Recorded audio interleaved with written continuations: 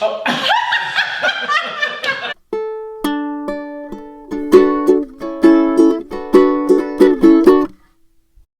Hi, I'm Brett Shuford. This is another episode of Broadway Life where we teach you how to get the Broadway life. And today's guest is Renée Marino. Hi, you guys. Tell the people what they would know you from. So most recently I was in the film Jersey Boys, directed by Mr. Clint Eastwood, where I played Mary Delgado, the wife of Frankie Valli. And now I'm in rehearsals for Pretty Woman. Pretty Woman, the musical. Yeah! We go way back, like way back. Way back. Like we went to college together, Wagner College. Oh yeah. We did a chorus line. We did a chorus line. And if you think we stood together next to each other in the line, you're right. And if you also think that one fine day, Mr. Brett Shuford was not feeling too well, and I'm standing there as Val, and I look over and I'm like, where did Brett go? Like, where did he go? And I look over and I just see a bucket on the side of stage. Well, he needed to throw up in that bucket. But let me tell you, Broadway trooper right here, future Broadway star, he came right back on that stage, you guys. I'll never forget it. I don't know what it was. I got a bug, and I was like, oh my god. And we're standing in line, and I just like exited off, left, puked, came back on, and you looked at me and you go, where'd you go? And I went, I just puked. And you went, like, the quietest puker I've ever experienced. Like, the show's going on, and I'm like, where's Brett? Like, it's so quiet and empty next to me. And then he comes back with a smile. well, the show must go on. The show must go on. Everywhere you go, you are just a light in the room. You are positive. You create an energy that people are just very drawn to you. Thank you. And it's the truth. Thank you. And I think anyone who knows her would say that. So, what is it that keeps that alive for you? First of all, I was just, I was raised in a very beautiful way with, parents who were so supportive and always instilled that idea that, you always want to bring a positive energy into the room. And if you're going through your own stuff, which we all are, there are many times maybe I'm going through something, but I choose not to bring it in the room. When I'm in a room, I want it to be a positive, loving atmosphere where we're all like lifting each other up, because I'm so grateful that you said that, because that's really important to me. I value that in other people, hence why Brett Shuford and I have been friends for so long. I always thought, like, when we graduated college, I was like, why isn't Renée Marino in Jersey Boys? And then you were. And you had done the show in, like, Vegas, right? Yeah. And then you did the tour. Yes. And so you were with that show for how many years? Yeah, I mean, I really got some Jersey Boys in my system, which I love. But you're also from Jersey. Exactly. So, right? I was first cast as the Universal Swing. I covered 3 companies of the show at that time: Vegas, Chicago, and the tour. To be traveling around like, oh, Renée, you need to be in Vegas today. Okay. And then I'd hop on a plane and my car's there. I have a car from the airport. It was awesome. And then the role opened up on the tour, and I did Mary for a year on the tour. And then, left that show because I still had not gotten my Broadway debut, and that was always my dream. So I was like, okay, if this is your goal, you need to make some sacrifices and leave the road, and you need to go back to New York City. About maybe 4 or 5 months later, I got my Broadway debut, which was West Side Story, the revival, which was like huge blessing. And then fast forward a few years after that, I did the Broadway company of Jersey Boys in 2013. So I think that's one of the cool things about this business too that people forget, is that things will come back around. Oh yeah. If you work hard, you get a good reputation, you're Yes. a positive light in the room. Mm-hmm. So you did Jersey Boys on Broadway, but were you Mary Delgado? Yes. You did. I was married, yeah. Were you wanting to do film and television work? Was that something you had I thought of? mean, yes, but this is the beautiful and crazy thing about life. That wasn't like, at that moment in time, I wasn't like, TV film, I gotta do this. Right. Like, it wasn't that. I was, you know what it was, you guys? And this is I think a wonderful thing to remember. You know what I was at that time? Just happy. I had always wanted to do Jersey Boys on Broadway because, again, I'm from New Jersey. All of my family could come see me. Multiple times. So for me, I was just I was in such a state of gratitude and happiness because I was like, oh my God, like I'm getting to play Mary in New York City My family's coming to see me. I was happy. I hear that they're like bringing people in from the show to audition. So that's when I was like, this would be really cool. Like, I don't care if I'm a tree in a scene, but to be in the Jersey Boys film would be so special. So now they put out a breakdown for Mary Delgado. They wouldn't see me as Mary. And at that point, for all of my theater friends, folk out there, actors in general, you know, that's that moment where you're like, wait. This was one of those moments where I was like, okay, this is the breakdown. It's me. It's basically me. And I'm playing the role, currently. On Broadway. On Broadway. And I'm like, oh, but I still can't get an appointment. Like, what are you trying to tell me, universe? Okay, so I was like, you know what? They are giving me an appointment to be one of the angels. I'll take it. I'm there talking to the casting director. Then he goes, would you like to sing first or read? And I go, you know, Jeff, I gotta be honest with you. I was really hoping to come in and read for Mary Delgado. I don't even know where that came from. Like, I didn't plan that. And he looks at me and he goes, I was just thinking the same thing. And I was like, do you want to come back another day and do the Mary scenes? And I was like, no, I'm doing this today. So he's like, great, do the angel side, sing the song, and then you can go in the hallway, take some time, and go through the scenes. And I was like, great. Come back in, do the scenes. Left there feeling so happy because I just got the chance. That's all I wanted, a chance to audition. And I called my agent, I was like, guess what? I opened up my big trunk and I got to read. Fast forward 2 weeks, I'm at my home that I grew up in New Jersey with my mom, my dad, and my grandmother who was 91 at the time. And my agent calls me and I pick up the phone and my agent's like, you're Mary Delgado in the movie, Clint Eastwood loved you. And I'm like, ah! Like, it was insane. And of course I'm screaming. I run out of my bedroom. My mom's like, what's wrong? Typical, like the first thing she said, I'm like, I'm gonna be in a movie. Crying. My dad's like, oh my God, calm down, you're gonna pass out. My mom's crying and my grandmother goes, I've been praying for this for years. And I get there the first day and I'll never forget, I was like driving over in the shuttle and it was my first day on set and I'm in my first like Mary Delgado dress where Frankie meets me in the film. In the bar or whatever. Yep.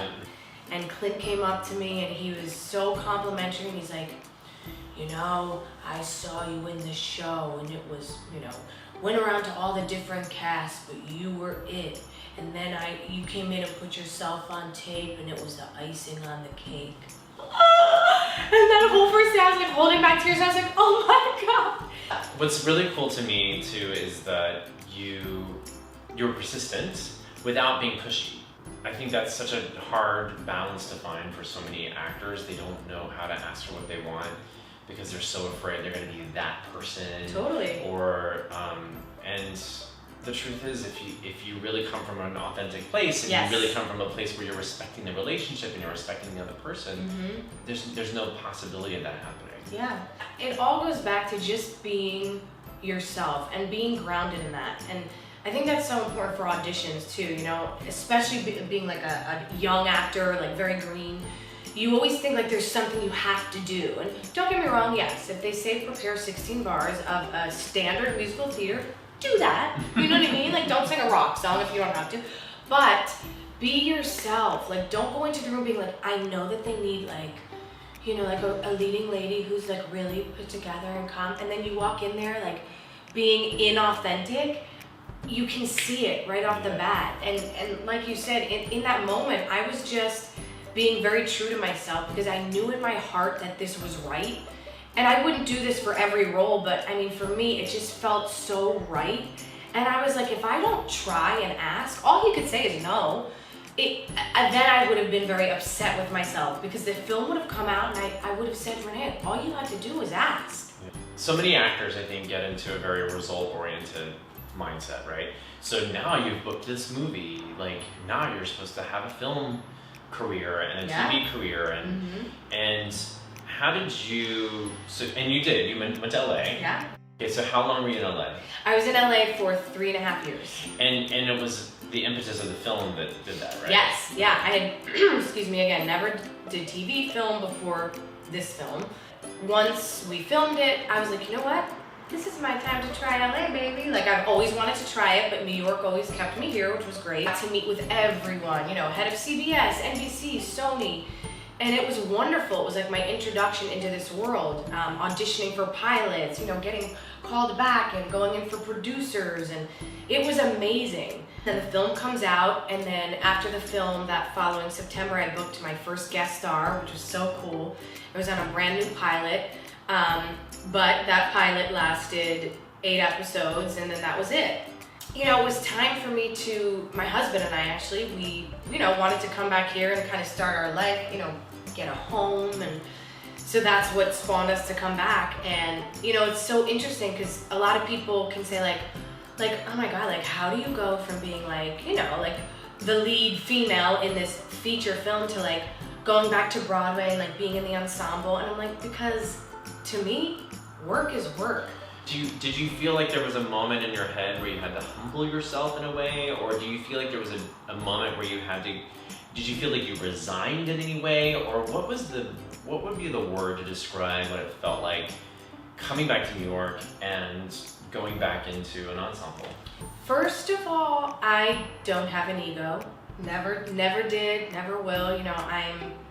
You know, that's just not me. Yeah. A lot of people, when I moved to LA, they're like, I don't like know where you came from. And I'm like, you guys really? Like, I'm just going to LA. Like, yes, guys, of course I wanted the work. I wanted to be like the next best thing, and like, but I learned, like, you know what? That wasn't my path. Like, I would go into these auditions and casting directors, you know, would be like, just so you know, like, you were incredible in that film. Like, maybe it didn't do as well as we all expected, you know, like certain films did. But the fact that my performance for these people in the industry was like, it was amazing. Like, that was very validating. I feel like that's when actors get caught up in the results part of this business, is when you're expecting, you go there and you expect to become the next Jennifer Lawrence. Yeah. But then you're not actually being in the moment, you're not actually being in the process. Totally. And what you did, and what I think you're so remarkable about you, and I think what I want to teach actors through coaching and stuff, is how to be in the moment and go, you know what, I want to work, and I love performing, and I don't really care at what level. I want to do this, I want to work with great people. Mm-hmm. You came back to New York, and you booked Pretty Woman from an open call. Yes. Right? So here you are, like, having meetings with CBS, the head of CBS, all these people, and then you come back to New York, you let go of your representation. Yes. Yeah. Yeah. And you went to an EPA? Yes. Because here's the thing, okay? I'm a proactive person, and for me, that was a little tough for me in LA, because in LA, you are at the beck and call of your representation. You really can't get an appointment unless you have an agent. And the auditions out there are fewer and far between. Where in New York, you can make it really happen for yourself, which I've done, my whole career. So for me, the lesson that I learned in LA was, you know what, Renee, you are better, you're happier when you're just working. Because in LA, for a long time, I wasn't working, I was just auditioning, creating my own show. I did a lot of musicals out there. I did my first play, which was incredible. Right. Mm-hmm. John Patrick Shanley's Danny in the Deep Blue Sea, but all this I was like doing myself. But as far as the business and auditions, because there were not many of them, I went a little stir crazy. And the lesson for me in that, because there's always a lesson, is that, Renee, you're better working. Like, even if I did like, work is work to me. And from that job, guess what? I got another job because someone saw me in that and they were like, oh my God, you'd be perfect for this. And then from that, I met my amazing friend, choreographer John Todd, who, him and I have done amazing projects together. So coming back to New York for me was like such a blessing, because I was like, yes, work, baby. You could make the best of it wherever you are, which you did in LA. Completely. Yes. But you also wanted to be there for your husband. You wanted to be like your grandma, my parents. Right, and like that's all here. So it's a wonderful thing to know that like life doesn't have to go on hold for your career. No, life and in fact, I would say quite the opposite is true. You have to have those people in your life, and it's not just family. I call them my chosen family. Those are the people, my friends, who I have chosen to be in my life, to be my family.